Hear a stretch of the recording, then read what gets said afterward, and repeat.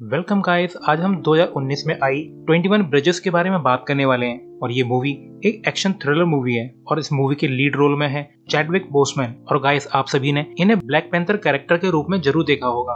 तो चलिए शुरुआत करते हैं मूवी की शुरुआत में दिखाया जाता है कि पुलिस ऑफिसर डीन डेविस की डेथ हो चुकी है और काफी लोग इसका शोक मना रहे हैं। यहाँ पर डीन का बेटा आंद्रे और डीन की वाइफ भी मौजूद है। इसके बाद हमें एक वॉइस ओवर सुनाई देता है कि डीन डेविस एक ईमानदार पुलिस ऑफिसर था जिसने अपनी ड्यूटी बखूबी निभाई। और इसके बाद फुल रिस्पेक्ट के साथ डीन डेविस को फ्यूनरल के लिए ले जाया जाता है और फिर इसके 19 साल बाद का मैनहट्टन का सीन दिखाया जाता है जहां पुलिस ऑफिसर्स की एक मीटिंग हो रही होती है। और अब डीन डेविस का बेटा आंद्रे डेविस बड़ा हो चुका है और वो भी अब एक पुलिस वाला है। इस मीटिंग के दौरान एक पुलिस ऑफिसर आंद्रे पे काफी भड़कता है क्योंकि वो अपनी 9 साल की नौकरी में 8 लोगों को गोली मार चुका है, मगर आंद्रे डिफेंड करता है कि ऐसा उसने सेल्फ डिफेंस में किया था और वो 8 क्रिमिनल्स मरने लायक ही थे। इसके बाद आंद्रे अपने घर लौट आता है और अपनी मॉम की हालचाल चेक करता है। असल में ये लड़का तो सच्चा बेटा है और उसने अपने डैड की लेगेसी को आगे बढ़ाने के लिए पुलिस फोर्स ज्वाइन की है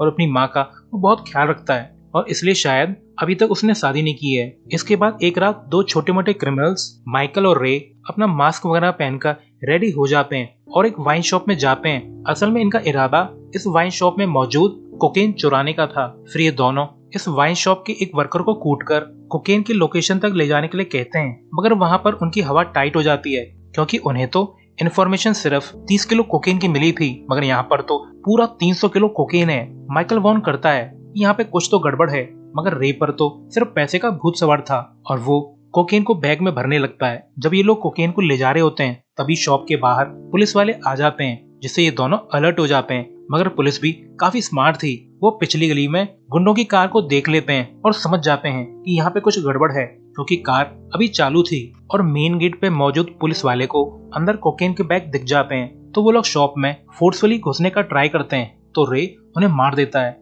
और उस वर्कर को माइकल निपटा देता है, मगर लास्ट पुलिस वाला मरने से पहले बैकअप बुलाने लगता है। तो माइकल और रे सारा कोकेन कार ट्रंक में लोड करके यहाँ से निकलने का ट्राई करते हैं, मगर और पुलिस वाले यहाँ पे आकर इन्हें घेर लेते हैं, मगर ये दोनों बाकी पुलिस वालों को भी मार देते हैं। और माइकल इस सबसे खुश नहीं है क्योंकि उन्होंने पुलिस वालों को मार के बहुत बड़ी मुसीबत मोल ले ली है। फिर पूरे शहर में हंगामा खड़ा हो जाता है क्योंकि इस सब में 7 पुलिस वाले मारे गए हैं। इसके बाद इंसिडेंट वाली जगह पर आंद्रे डेविस भी पहुंच जाता है और इन पुलिस वालों की बॉडी को देखकर वो काफी दुखी है क्योंकि उसके डैड भी ऐसे ही गन फाइट में मारे गए थे। इसके बाद आंद्रे वाइन शॉप के अंदर तक पहुंच जाता है और वहां पर मौजूद कैप्टन मैक इन्हें बताता है कि आज मरने वाले सभी पुलिस वाले मेरी टीम के थे। यहाँ 7 लोगों की मौत हुई है और इस टीम की 8वीं मेंबर हॉस्पिटल में काफी नाजुक हालत में है। असल में माइकल ने एक पुलिस वाले को जिंदा छोड़ दिया था क्योंकि वो और खून खराबा नहीं चाहता था। इसके बाद कैप्टन मैक आंद्रे से कहता है कि इस केस को जल्दी से सॉल्व करो। कैप्टन मैक फिर कोकेन के कंटेनर को दिखाकर बताता है कि यहाँ पर चोरी होने से पहले लगभग 300 किलो कोकेन था। तभी डीईए की डिटेक्टिव फ्रैंकी बर्न्स यहाँ पर आ जाती है और वो बताती है कि लगभग 50 किलो कोकेन यहाँ से चोरी हुआ है। ये कोकेन काफी हाई क्वालिटी की है। अब ये केस ड्रग्स और मर्डर का मिक्स है, तो अब इस केस को डिटेक्टिव फ्रैंकी और आंद्रे डेविस मिलकर सॉल्व करने वाले हैं। वहीं दूसरी तरफ रे और माइकल में आपस में झगड़ा हो रहा है। माइकल काफी भड़कता है कि हमें पुलिस वालों को नहीं मारना चाहिए था, वो लोग सुबह तक हमारा नाम पता सब निकाल लेंगे, मगर रे भरोसा दिलाता है कि कुछ नहीं होगा, तो टेंशन मत ले। और इसके कुछ देर बाद ही इनका बिचौलिया या मिडिलमैन कह लो जिसका नाम टोरियानो बुश है, वो यहाँ पे आ जाता है जो इनके चुराए हुए ड्रग्स को ठिकाने लगाकर इन्हें डील के पैसे देगा। और ये दोनों गरम खून के लौंडे उस पर गन तान देते हैं और बोलते हैं कि तेरी इन्फॉर्मेशन गलत थी, वहाँ 30 किलो के बजाय पूरा 300 किलो कोकीन था। माना जीरो की कोई वैल्यू नहीं है, मगर यहाँ एक एक्स्ट्रा जीरो के चक्कर में हमारी बुरी तरह लगी पड़ी है और अब हमारी डील चेंज हो गई है। हमें अपने बॉस हॉक के पास ले चल, अब हम सीधा उससे डील करेंगे। वहीं वाइन शॉप में आंद्रे अपने तेज दिमाग लगाकर पता लगा लेता है कि अपराधी 2 हाईली ट्रेन्ड लोग हैं और उनमें से एक कुछ ज्यादा ही शातिर किलर है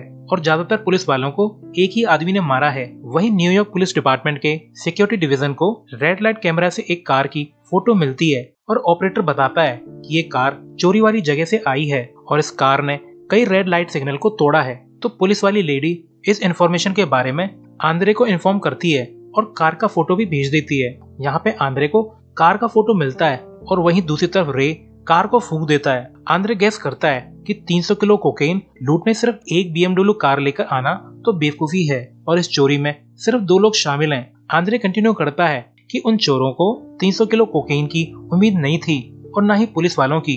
या तो उनकी किस्मत खराब थी या किसी ने उन्हें फंसाया है। इसके बाद इंसिडेंट वाली जगह पर FBI वाले भी पहुंच जाते हैं और हमेशा की तरह पुलिस वालों और FBI वालों में आपस में झगड़ा होता है कि कौन इस केस को हैंडल करेगा। तभी एक लेडी पुलिस आंद्रे डेविस को रिपोर्ट करती है कि सर 911 पर एक रिपोर्ट आई है कि चाइना टाउन की एक गली में वो BMW जली हुई हालत में मिली है जिसे ढूंढा जा रहा है। आंद्रे डेविस फिर अपने सुपीरियर और डिप्टी मेयर से रिक्वेस्ट करता है कि मैनहट्टन आइलैंड को पूरी तरह से लॉकडाउन कर दो। तो डिप्टी मेयर इन्हें सुबह 5 बजे तक का टाइम दे देता है ताकि ये लोग अपराधियों को पकड़ सकें और बेचारा FBI ऑफिसर मुंह लटका के यहाँ से चला जाता है क्योंकि अब ये केस आंद्रे डेविस के हाथों में है एटलीस्ट सुबह 5 बजे तक। तो आंद्रे डेविस एक्टिव हो जाता है और ऑर्डर्स देने लगता है कि मैनहट्टन से बाहर जाने के 21 ब्रिजेस, 3 रिवर और 4 टनल हैं, सभी को बंद कर दो। शहर से बाहर निकलने वाली हर ट्रेन को रोक दो और फिर अपराधियों को ढूंढो। इसके बाद पुलिस वाले भारी तादाद में हवा में हेलीकॉप्टर से, नदी में स्पीड बोट से और रोड पे पुलिस कारों से अपराधियों को ढूंढने निकल पड़ते हैं। आखिर 7 पुलिस वालों के मारे जाने का सवाल है। हर तरफ पुलिस सायरन और पुलिस कार। इसके बाद आंद्रे डेविस चाइना टाउन तक पहुंच जाता है और जली हुई उस कार को चेक करता है। डिटेक्टिव फ्रैंकी कहती है कि जो 7 पुलिस वाले मारे गए हैं उनमें एक बात कॉमन थी, वो सभी लोग किलर्स थे, यानी उन्होंने अपनी ड्यूटी के दौरान कभी न कभी किसी न किसी को तो जरूर मारा था। फ्रैंकी बोलती है कि आंद्रे डेविस, आपका तो रिकॉर्ड रहा है कि आपने अपने कैरियर में काफी सारे क्रिमिनल्स को मारा है, तो इस केस के बारे में आपकी क्या राय है। मगर तभी आंद्रे को सिक्योरिटी डिवीजन से कॉल आता है कि कार की ओनर का हमें पता चल चुका है। तो ये लोग BMW की ओनर के घर जाकर उस लेडी को पकड़ लेते हैं और उस औरत को BMW की पिक दिखाकर पूछते हैं कि क्या ये तुम्हारी कार है। तो वो बता देती है कि हाँ, ये मेरी कार है, मगर इस कार को उसका एक्स बॉयफ्रेंड टोरियाना बुश चलाता है। मगर ये लेडी बताती है कि टोरियाना बुश में इतने गट्स नहीं है कि वो किसी को मार सके, और वो भी पुलिस वाले को। असल में गाइस, टोरियाना बुश वही मिडल मैन है जो रे और माइकल के साथ डील करने आया था। वहीं दूसरी तरफ टोरियाना बुश माइकल और रे को एक ड्रग डीलर के पास ले जाता है और माल चेक करने के बाद वो ड्रग डीलर इन्हें 1 मिलियन कैश में देकर एडवाइस देता है कि जल्दी से इन पैसों को कहीं ठिकाने लगा दो, क्योंकि पुलिस डॉग्स की नाक बहुत तेज होती है। वो इन पैसों पर ड्रग्स की गन सूंघ लेंगे और इससे वो लोग तुम तक जल्दी पहुंच जाएंगे। वो ड्रग डीलर इन्हें आदि नाम के एक आदमी से मिलने को भी बोलता है, क्योंकि वो मनी लॉन्ड्रिंग के साथ साथ इनके लिए पासपोर्ट, बैंक अकाउंट और ID की जुगाड़ कर सकता है। वहीं दूसरी तरफ डरा धमकाकर आंद्रे बुश की गर्लफ्रेंड से एक सस्पेक्ट की पहचान निकलवा लेता है। बुश की गर्लफ्रेंड बताती है कि रे एक गजब का फाइटर है, वो पहले आर्मी में रह चुका है, मगर आर्मी में रे का पार्टनर अफगानिस्तान में मारा गया था और इसके कुछ समय बाद रे आर्मी छोड़कर वापस लौट आया। और बुश की गर्लफ्रेंड के हिसाब से चोरी में शामिल दूसरा आदमी रे के पुराने पार्टनर का छोटा भाई माइकल है और रे माइकल को प्रोटेक्ट करता है और ये दोनों छोटे मोटे चोर उचक्के हैं। अब पुलिस वालों को दोनों अपराधियों की आइडेंटिटी का पता चल चुका है। वहीं दूसरी तरफ माइकल और रे अपना पैसा लेकर आदि के घर पहुंच जाते हैं और उसके घर में ये दोनों देखते हैं कि उन दोनों के बारे में न्यूज चल रही होती है। वहीं पुलिस की साइबर टीम टोरियाना बुश की शक्ल मैच कराकर बुश को ढूंढ लेती है और वो पैन एम के एक क्लब में है। तो आंद्रे सभी यूनिट्स को पैन एम पहुंचने के लिए कहता है, पर 2 पुलिस वाले क्लब पहुंचकर बुश को मार देते हैं। मगर गाइस, इन दोनों ने तो बुश को डायरेक्ट ही गोली मार दी। अब यहाँ ये तो क्लियर हो रहा है कि यहाँ पर कुछ तो गड़बड़ है, क्योंकि पुलिस रूल के हिसाब से बुश को अरेस्ट करने का भी ट्राई नहीं किया। आंद्रे जब यहाँ पे पहुंचता है तो वो काफी गुस्सा होता है और वो एक पुलिस वाले को पंच भी मारता है, क्योंकि उन लोगों ने बुश को डायरेक्टली मार डाला, जबकि बुश एक किलर नहीं था, वो तो छोटा मोटा डीलर था और उसकी मदद से रियल किलर्स का पता लगाया जा सकता था। तो आंद्रे डेविस को इन दोनों पुलिस वालों पर शक है कि ये लोग यहाँ बुश को पकड़ने आए थे या सबूत मिटाने। वहीं आदि माइकल और रे के लिए न्यू आईडीज बना देता है और बताता है कि तुम लोग मायामी जाओ, वहाँ हवाना में स्विफ्ट नाम का एक आदमी मिलेगा, वो तुम्हारी न्यू आईडी के नाम पर पासपोर्ट तैयार कर देगा। मगर तभी दरवाजा नॉक करने की आवाज आती है। जब आदि चेक करने जाता है तो पुलिस वाले आई होल से आदि की आंख में गोली मार देते हैं। तो रे और माइकल पुलिस वाले पे गोलियां चलाने लगते हैं। तो यहाँ मौजूद कैली नाम का पुलिस वाला बैकअप बुला लेता है, यह कहकर कि रे और माइकल नाम के सस्पेक्ट्स यहाँ मौजूद हैं और हम पे गोली चला रहे हैं। अब आंद्रे को ये केस और ज्यादा पेचीदा लगने लगता है, क्योंकि पहले उसके ऑर्डर्स के बिना उन दोनों गधों ने बुश को मार दिया और अब कैली ने रे और माइकल को हमसे पहले कैसे ढूंढ लिया, और अगर पहले ढूंढ भी लिया था तो फायरिंग करने से पहले रिपोर्ट क्यों नहीं किया। इस केस में कुछ तो गड़बड़ जरूर है। वहीं आदि की आंख पर गोली लगी थी और उसे मिर्गी के से दौरे आने लगते हैं। आदि फिर माइकल को 2 पेन ड्राइव देकर उनके पासवर्ड बता देता है। फिर ये लोग यहाँ से निकल जाते हैं और रोड पर दौड़ने लगते हैं।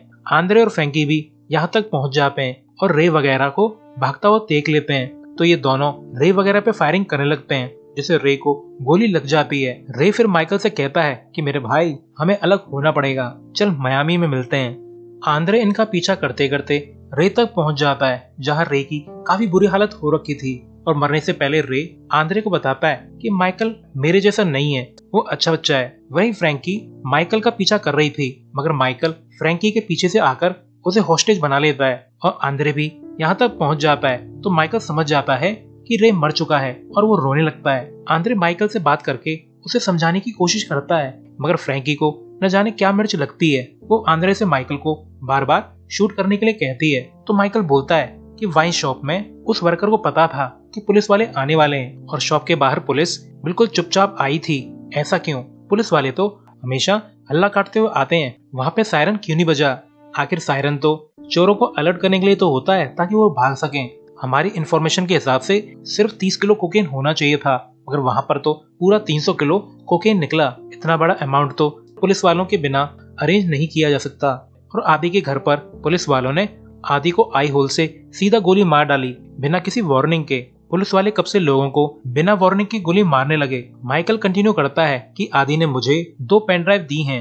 उन्होंने कुछ 8-5 कहकर एक पासवर्ड बताया था, मगर फ्रैंकी कुछ ज्यादा जोर से बिलबिलाने लगती है, जैसे वो माइकल को कुछ और ज्यादा बोले नहीं देना चाहती। माइकल फिर फ्रैंकी को डिच करके यहाँ से भाग निकलता है, मगर पुलिस वाले यहाँ पर आकर आसपास के सभी गली मोहल्लों को ब्लॉक कर देते हैं। वहीं माइकल भी एक आदमी को बेहोश करके उसके लैपटॉप पर पेन ड्राइव लगा लेता है और 8-5 नाम के फोल्डर को चेक करता है। तो वो समझ जाता है कि इस फोल्डर में ट्रांजैक्शन रिकॉर्ड हैं और ये नंबर्स पुलिस वालों के बैज नंबर हैं और ये ट्रांजैक्शन उनके मनी लॉन्ड्रिंग के हैं। इसके बाद माइकल अपना लुक चेंज कर लेता है और यहाँ से निकलने लगता है, मगर फिर भी पुलिस वाले उसे ढूंढ लेते हैं और फिर से उसे सीधा मारने की कोशिश की जाती है। आंद्रे माइकल का पीछा करते करते एक स्टेशन तक पहुंच जाता है और ये दोनों एक ही ट्रेन पे चढ़ जाते हैं और आंद्रे फिर इसके बाद माइकल तक पहुंच जाता है। माइकल कहता है कि सर आप अच्छे पुलिस वाले हैं और जो पुलिस वाले मरे हैं या जो मुझे मारना चाहते हैं वो सब बुरे लोग हैं। मैंने इस पेन ड्राइव की फाइल चेक की है,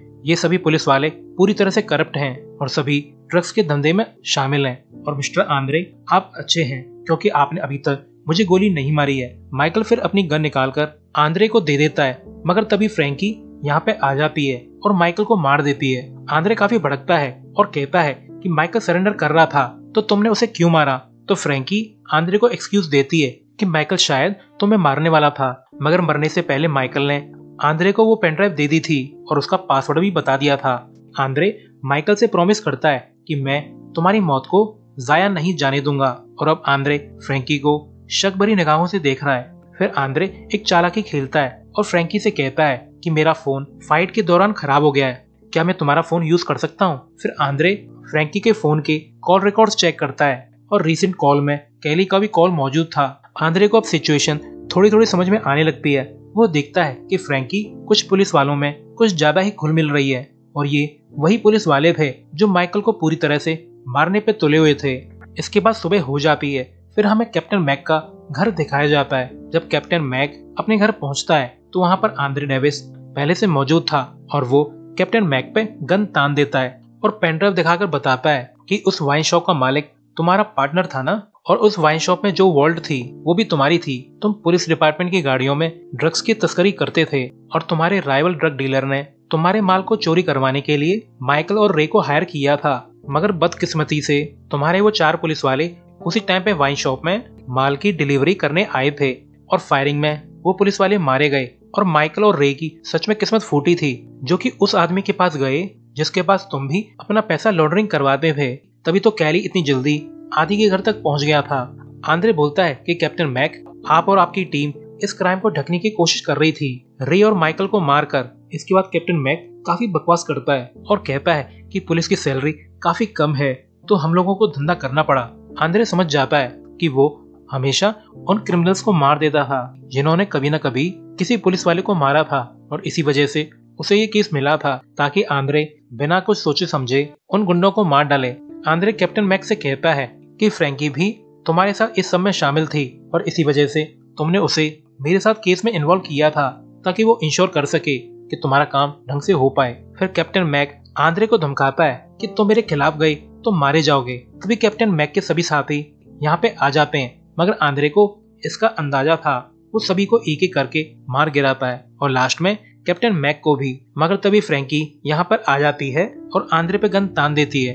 आंद्रे कहता है कि 85% के सारे करप्ट पुलिस वालों का अब निपटारा हो चुका है। और फ्रैंकी, क्या तुम चाहती हो कि तुम्हारी बेटी बिना माँ के बड़ी हो? मुझे मार के भी तुम बच नहीं पाओगी, तुम जरूर पकड़ी जाओगी। तो फ्रैंकी एंड में सरेंडर कर देती है और उसे पकड़ लिया जाता है और इस तरह एक सच्चे पुलिस वाले की कहानी खत्म हो जाती है। सो गाइस, आपको कैसी लगी स्टोरी कमेंट सेक्शन में जरूर बताइएगा।